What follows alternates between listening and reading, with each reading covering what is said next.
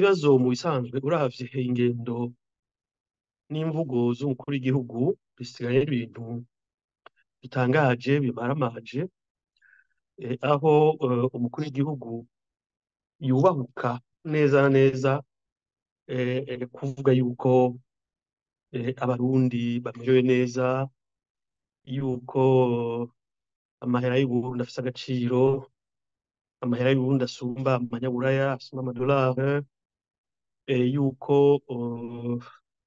oya bimeze neza cane, akagira ati abo bahunze igihugu bari mu mahanga, bari mu kwaha kw'igihugu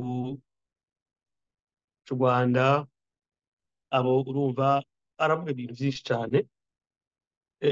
Mu bisanzwe ico umuntu yovuga muri make nuko umukuru w'igihugu c'Uburundi atakimenya n'ikibanza ciwe, nuko umukuru w'igihugu atakimenya ko afise abanyagihugu arinda kwuzuriza, afise abanyagihugu arinda gushiraho imigambi kugira bagire ubuzima bwiza, afise abanyagihugu bamwitezeko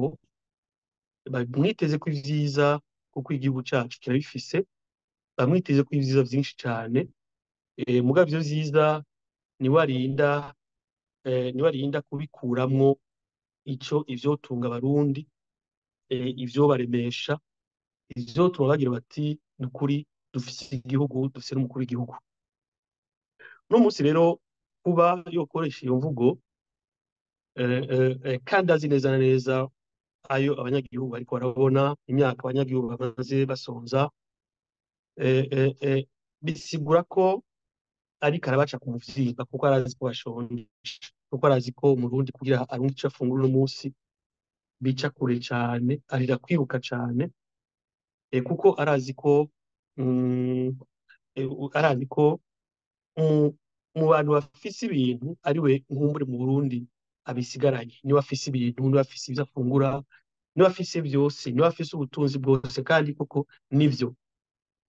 Iyo rero umuntu yiyumvamwo ivyo bintu vyose, ku ruhande rumwe akabona ko wewe ari we, ku rundi ruhande akabona ko abanyagihugu bashonje, mugabo akababeshera ko badashonje, kaba ari agahimbo mu bisanzwe, kaba ari agahimbo.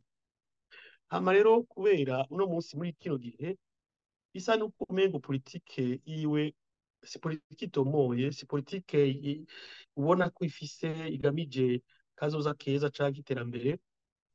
Uno munsi aca ahunga ivyo bintu vyose, ukamengo kugira yumvikane, kugira akundwe, kugira kandi yikundwa akaze no ku bihugu nkumbure bicuditse, aca akoresha imisi yose igihugu Rwanda, aca akoresha imisi yose igihugu Rwanda kugira yumvikane, kugira abo bacuditse bashobore kumva ko urya muntu abangamiwe canke gute. Ikindi gihugu nicoba deal politique. Ikindi uno munsi yagize u Rwanda deal yiwe, yagize u Rwanda discours politique yiwe, yagize u Rwanda discours de campagne yiwe, birababaje cane. Afise vyose mu bisanzwe, yoba ari uwundi yokwinumiye, hanyuma agakoresha ibintu vyose, uburyo bwose Uburundi Imana yabuhezagije, akabikuramwo iterambere, hanyuma atanavuze Uburundi bukivugira bwonyene, ivyo yakoze bikivugira vyonyene, bikamuvugira, ku buryo igihugu c'u Rwanda cosigara kiragira ati ega n'ubundi yarateye intambwe kandi vyiza cane.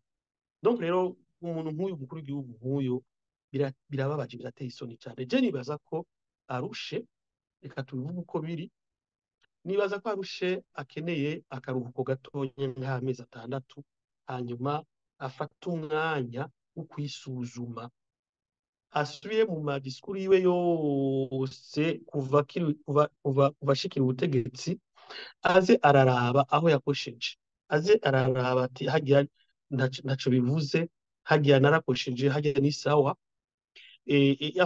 Afate ico gihe aruhuke, yisuzume. Bibaye ngombwa, bibaye ngombwa arondera abantu b'abashingantahe batomuhenda, kugira abasabe impanuro mbandanye gute, aho nakosheje ni hehe, abasaba impanuro kandi atarinze kuvuga ngo je ni umukuru w'igihugu, abasaba impanuro abagira ati jewe ndananiwe nimumfashe. Ivyo bintu bibiri nibaza ko vyomufasha cane kugira agarukane agarukane agaruke nk'umukuru w'igihugu arangwa n'ibintu vyinshi, arangwa n'ubutwari, arangwa na autorité, afise ishusho y'umutegetsi. Uno munsi ntagifise ishusho y'umutegetsi, imvugo ziwe ni imvugo zari zitezwe mu nsanzwe mu banyagihugu, si imvugo umuntu n'umwe w'umurundi canke n'utari umurundi yozitega ku mukuru w'igihugu. Birateye isoni cane. Harya nico mvuze, akeneye akaruhuko gatonya, hanyuma azogira ico bita introspection, kwisuzuma, kugira ico gihe giheze azoba ari umuntu ashobora kuja imbere y'abantu akavuga ijambo ryumvikana, akavuga ijambo ryubashwe, akavuga ijambo rimutera iteka. Uno munsi nta jambo na rimwe ashikiriza uriheze rimutera iteka, ahubwo rirakorora igihagararo ciwe, kandi n'isoni ku Barundi no ku Burundi mu rusangi.